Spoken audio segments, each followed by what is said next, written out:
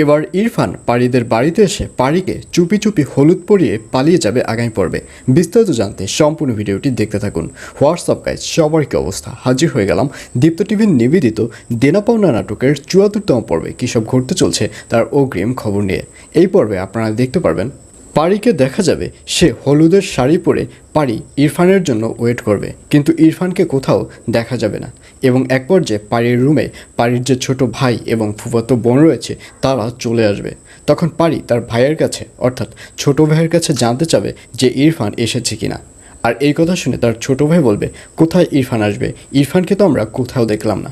এই বলে তার ছোট ভাই এবং তার ফুফাতো বোনকে ওই রুম থেকে চলে যেতে দেখা যাবে এবং পারিকে দেখা যাবে সে মন খারাপ করে বসে থাকবে।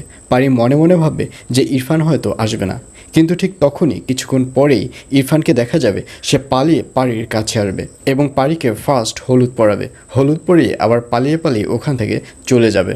আর অন্যদিকে ইরফানের মাকে দেখা যাবে সে ইরফানের প্রতি অনেক বেশি রেগে থাকবে, কারণ বিয়ে হয়নি তার আগেই ইরফান তার মায়ের কোনো কথা শুনছে না, সে শুধু তার বউ বউ করছে। অর্থাৎ পারি যে কথা বলছে সেই কথাই অলওয়েজ শুনে যাচ্ছে।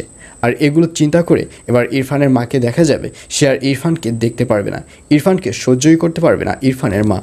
আর অন্যদিকে গায়ে হলুদের অনুষ্ঠান পারিদের বাড়িতে অলরেডি শুরু হয়ে যাবে এবং পারির ভাইদেরকে দেখা যাবে তারা অনুষ্ঠানের সব কিছু রেডি করবে। আর ঠিক তখনই ইরফানের ভাবি এবং ইরফানের বোনকে ওখানে আসতে দেখা যাবে এবং ইরফানের বোন ওখানে আসবে শুধু হলুদ পরানোর জন্য নয়। ইরফানের বোন এবং ভাবি তারা দুজনেই টার্গেট করে আসবে যে ওখানে এসে কীভাবে পারিকে এবং পারির ভাইকে অপমান করা যায়। এবং এক পর্যায়ে তারা হলুদ পরানোর প্রসেস শেষ করে ইরফানের বোনকে দেখা যাবে সে পারির ভাইকে অপমানমূলক কথা বলা শুরু করবে। ঠিক তখনই ওখানে পারিকে দেখা যাবে সে ব্যাপারগুলো সহ্য করতে পারবে না এবং এক পর্যায়ে পারি ওখানে এসে প্রতিবাদ করা শুরু করবে।